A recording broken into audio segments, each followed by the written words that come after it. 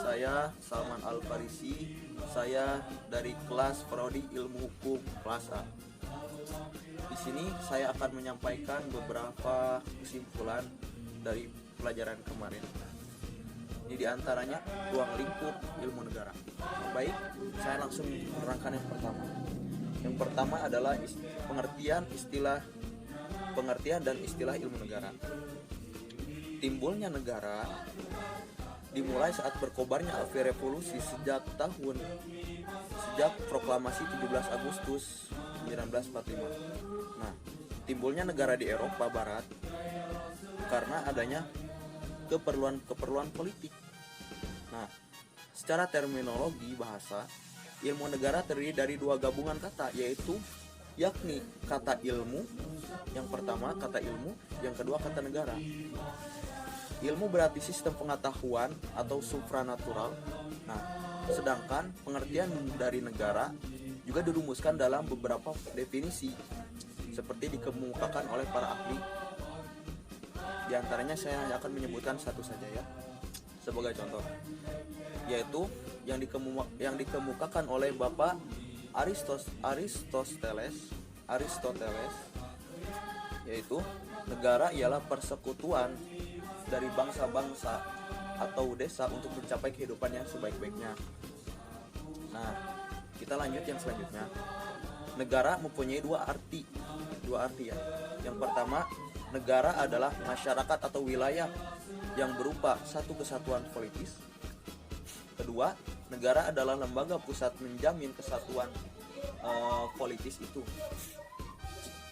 yang menata dengan demikian menguasai wilayah itu. Nah, sementara itu, dalam ilmu politik, istilah negara adalah agensi atau alat dari masyarakat yang mempunyai kekuasaan untuk mengatur hubungan-hubungan manusia dalam bermasyarakat dan menerbitkan gejala-gejala kekuasaan dalam masyarakat. Nah, di Indonesia sendiri istilah negara pertama kali digunakan oleh Universitas Gadjah Mada Yogyakarta pada tahun 1946, yaitu sesudah kemerdekaan proklamasi. Walaupun pada mulanya terdapat perbedaan pandangan mengenai penggunaan kata istilah ilmu negara, tetapi pada akhirnya disepakati penggunaannya, yaitu menjadi ilmu negara. Nah, untuk yang kedua saya terangkan yaitu objek ilmu negara. Nah, objek atau lapangan pembicaraan ilmu negara adalah negara. Nah, ilmu yang mempelajari negara bukan hanya ilmu negara, melainkan masih banyak ilmu yang pengetahuan lainnya juga membicarakan negara. Oleh karena itu, dalam menentukan objek ilmu negara ini pertama-tama harus diketahui terlebih dahulu ilmu yang manakah yang mempunyai hubungan erat dengan ilmu negara. Selain itu, negara yang dimaksud belum memiliki adjektif tertentu. Dari batasan ini, jelaslah bahwa ilmu negara adalah negara dalam pengertian yang abstrak, umum dan universal. Dari objek yang bersifat demikian ini, ilmu negara mengkaji lebih lanjut mengenai asal mula negara. Nah, asal mula negara, hakikat dan bentuk negara pada umumnya. Yang lebih lanjut akan dijelaskan sebagai berikut, yaitu yang pertama mengenai asal mula negara. Asal mula negara yang dimaksud bukanlah asal mula terbentuknya suatu negara yang konkret, tapi seperti negara ya. Asal mula negara yang dimaksud bukanlah asal mula yang terbentuknya suatu negara yang konkret seperti negara Indonesia, Jepang ataupun negara lainnya, akan tetapi asal mula negara itu terbentuk sesuatu yang dinamakan negara yang dalam pengertian umum atau abstrak universal. Nah, mengenai hakikat yang kedua, mengenai hakikat negara.